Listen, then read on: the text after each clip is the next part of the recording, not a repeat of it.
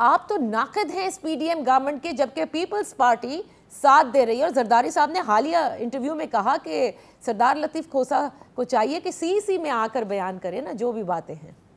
आप तो इंटरव्यूज में कर रहे हैं। मैं सीसी जब भी कॉल होगी मैं बिल्कुल ये कहूंगा। देखें, बात ये है कि ये इंपीरियलिस्टिक यहाँ नहीं चलेगा। इंपीरियलिस्टिक का वहाँ लफ्ज़ गलत इस्तेमाल है, यहाँ इंपीरियलिस्टिक डिसीजंस हैं।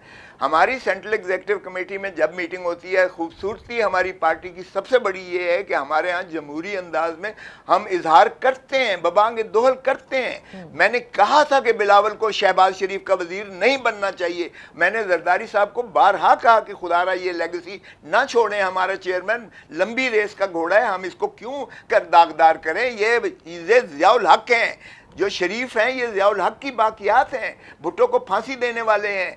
इन्होंने रानी शहीद बेनज़ीर भुट्टो की गंदी तस्वीरें बनाकर इन्होंने किया। जरदारी को ये कहते थे पेट फाड़ कर तेरे खंजर निकाल कर तेरी आंतों से फलां करेंगे और तुझे सर से रस्सा लटका कर चौकों में लटकाएंगे तुम्हें।